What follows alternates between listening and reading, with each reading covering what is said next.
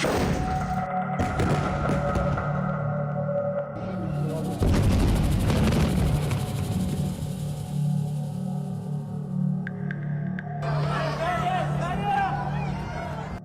में इजराइल का बम गिरता है,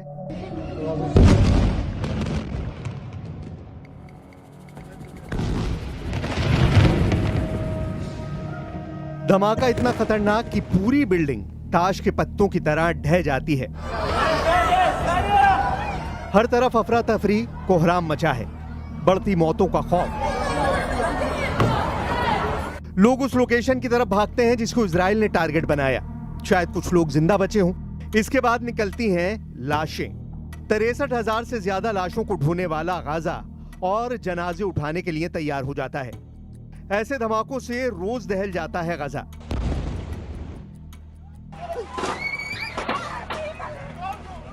लेकिन इस युद्ध की दूसरी और सबसे नई तस्वीर देखिए।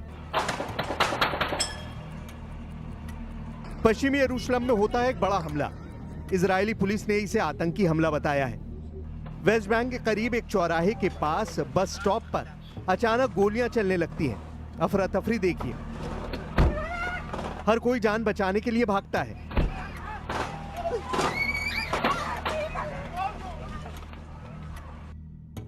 इस गोलीबारी में 6 लोगों की मौत की खबर है। 10 से ज्यादा लोग घायल हैं। जवाबी कार्रवाई में दोनों आतंकी मारे गए हैं। ये कौन थे, कहां से थे, इसकी जांच जारी है। Earlier today, 2 terrorists came to the Ramah junction over here in Jerusalem and started shooting at the civilians waiting for the bus and at additional people that were on the bus itself. इस हमले के बारे में सुनकर प्रधानमंत्री Benjamin Netanyahu भी मौके पर पहुंचते हैं। तेल अवीव में अपने दफ्तर से सिर्फ 60 किलोमीटर दूर इस लोकेशन पर पहुंचने में नेतन्याहू को ज्यादा वक्त नहीं लगा। लेकिन एक बात साफ है कि पश्चिमी यरूशलेम में हुए इस हमले ने नेतन्याहू के दफ्तर का कोना कोना हिलाकर रख दिया है। नेतन्याहू जब गाजा पर 100% कब्जे का इरादा लेकर आगे बढ़ चुके हैं, तब पश्चिमी यरूशलेम में हुआ हमला सवाल पूछ रहा है कि ये जंग आखिर कब तक जारी रहेगी। רוצה לומר בצורה הכי ברורה, הרציחות הללו, הפיגועים הללו, בכל הגזרות, הם לא מרפים את ידינו. הם רק מגדילים את הנחישות שלנו, להשלים את המשימות שלקחנו על עצמנו. גם בעזה, גם ביהודה ושומרון, בכל מקום. जब नेतन्याहू बता रहे थे कि वो अब क्या करने वाले हैं, तब पीछे खड़ी बस में गोलियों के निशान साफ देखे जा सकते हैं। पश्चिमी यरूशलेम में इस बस पर भी गोलियां बरसाई गईं और इसी हमले में कई लोगों की मौत हुई है।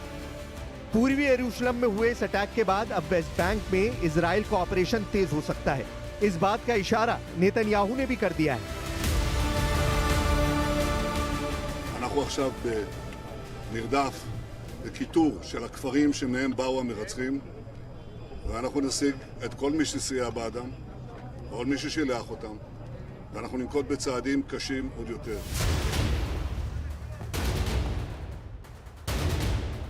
एक तरफ गाजा दहल रहा है और दूसरी तरफ पश्चिमी यरूशलेम में हुए हमले ने इजराइल को झकझोरना शुरू कर दिया है। एक तरफ गाजा में इजरायली बंकर बस्टर बड़ी बड़ी बिल्डिंग जमींदोज कर रहे हैं, दूसरी तरफ नेतन्याहू के गाजा प्लान के सामने एक नया युद्ध वेस्ट बैंक के बॉर्डर पर शुरू होता नजर आ रहा है। अगले 24 घंटों में क्या होने वाला है, गाजा में भी और इजराइल के अंदर भी और वेस्ट बैंक में भी, ये नेतन्याहू का गुस्सा तय करने वाला है। इस बीच डोनाल्ड ट्रंप ने गाजा को लेकर एक बड़ी डील की खबर दी है।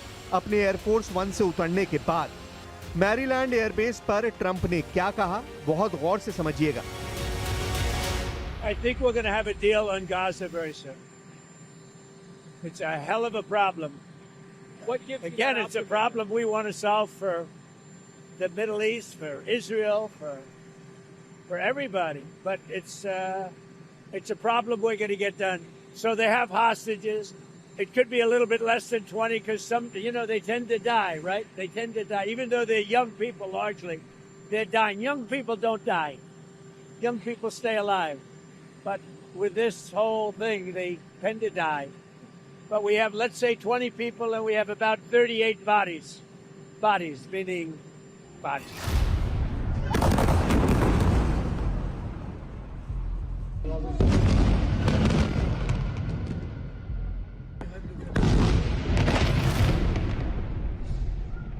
ट्रंप इजराइल और हमास के बीच डील कराने में जुटे हैं, लेकिन यमन ने इस बीच ऐसा हमला किया है जिसने नेतन्याहू के खौफ का लेवल टॉप पर पहुंचा दिया है।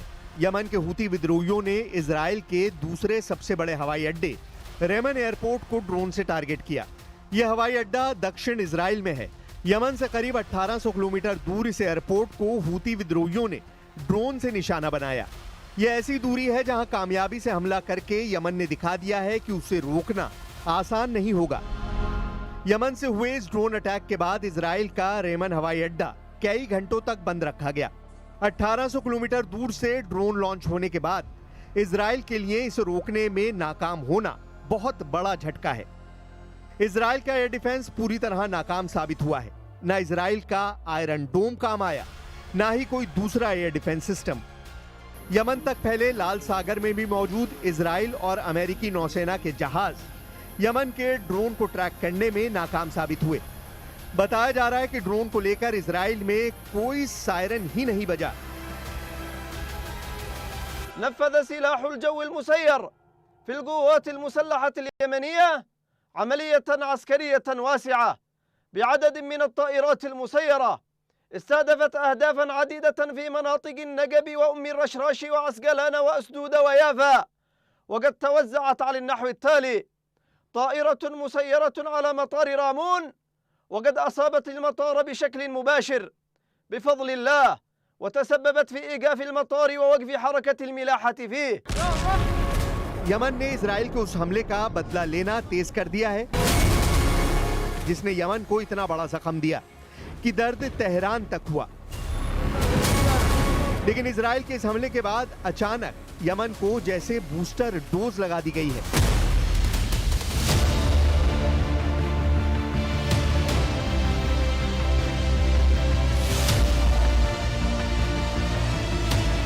राजधानी सना में यमन ने दिखाया कि वो पूरी ताकत से इजराइल के खिलाफ खड़ा है और अब इजराइल पर 2 गुना ताकत से हमला किया जाएगा। इजराइल के हमले में अपने प्रधानमंत्री और कई मंत्रियों को गंवाने वाला यमन इस शक्ति प्रदर्शन के साथ इजराइल को ललकार रहा है। यमन में ईद मिलादुन नबी के मौके पर पूरा शहर इकट्ठा हुआ था और तब ड्रोन से ली गई तस्वीरें बता रही हैं कि यमन का इरादा कितना मजबूत है। 35 लाख की आबादी वाले शहर सना में इतने लोगों को एक जगह इकट्ठा देखकर यमन के दुश्मन खौफ खाएंगे। ये वीडियो बनाकर इस बात की गारंटी देने की कोशिश हुई और फिर कुछ दिनों के अंदर इजराइल पर ड्रोन से बड़ा हमला किया गया।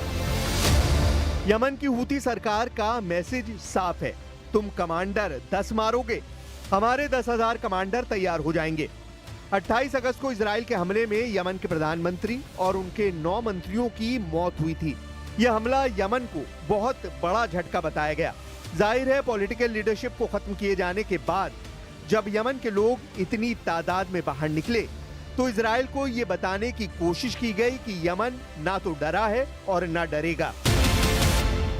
אנחנו נלחמים בטרור, במשטר הטרור של החות'ים, באיראן שמגבה את כולם, בעזה, בלבנון, בחיזבאללה, בכל הגזרות. אנחנו לא מרפים וגם לא נרפה. אנחנו נעצים את הפעולות שלנו ואנחנו נשיג את כל המטרות שלנו. 10 दिन पहले इन धमाकों ने यमन की टॉप पॉलिटिकल लीडरशिप को खत्म किया था। धमाके ऐसे हुए जिसमें किसी का भी बचना मुश्किल है। धमाके ऐसे जो गाजा में होने वाली खतरनाक बमबारी से भी भयानक थे। इन धमाकों के जरिए इजराइल ने यमन को बताने की कोशिश की थी कि अगली बार हमला करेंगे तो पूरा यमन मिटाकर रख दिया जाएगा। इसमें कोई शक नहीं कि इजराइल ने अपने दुश्मनों पर नजर रखने के लिए खुद को और ताकतवर बना लिया है। पूरे पश्चिम एशिया पर नजर रखने के लिए इजराइल ने जासूसी के लिए नया उपग्रह भी लॉन्च कर दिया है। इजराइल के रक्षा मंत्री इजराइल कार्ड्स का दावा है कि नए उपग्रह की मदद से अब हर दुश्मन पर पैनी नजर रखी जाएगी। Today, Israel, the defense industry, have launched the most capable surveillance satellite, demonstrating the invention, creation, creativity, capability of Israeli. All the startup nation help to achieve this mission to get space superiority of Israel. अचानक Israel के सामने 4 बड़े front active हो गए हैं। पहला front Gaza, जहां 100% कब्जा नेतन्याहू का अटल इरादा है।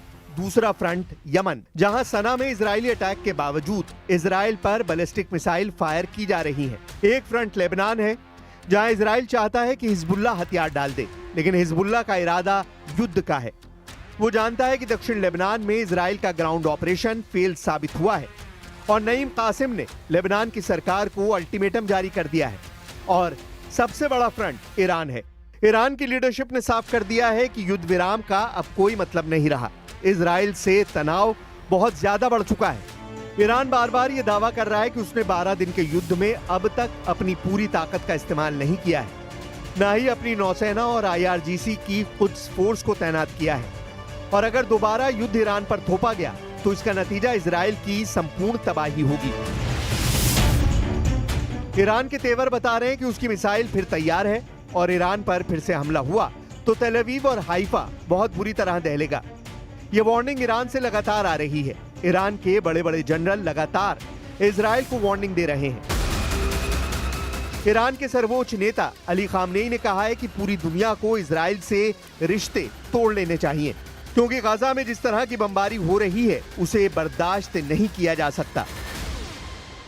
بخصوص کشورهای اسلامی باید روابط بازرگانیشون رو به کلی قطع کنن با رژیم صهیونیست و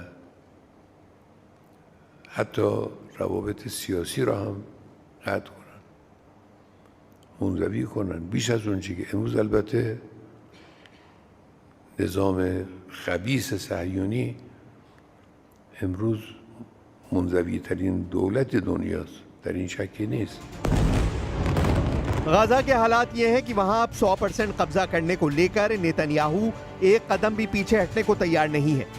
गाजा में 63,000 लोगों की मौत और यमन पर हमले तेज करने के साथ साथ नेतन्याहू अब गाजा पर पूरी तरह कब्जा चाहते हैं, जबकि वहां की 25% जमीन पर अब तक 20 लाख लोग इजराइल की बमबारी से ज्यादा भूख से तड़प रहे हैं।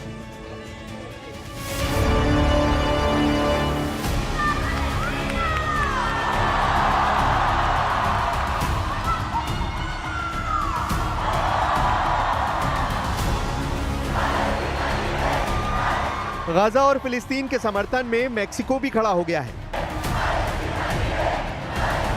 मेक्सिको में हुई एक रैली में हजारों लोग इकट्ठा हुए। मेक्सिको सिटी के जोकालो स्क्वायर पर इस मजमे को देखिए। गाजा में बमबारी का विरोध, एक फिलिस्तीन देश बनाने के समर्थन में ये लोग यहाँ पर जुटे हैं।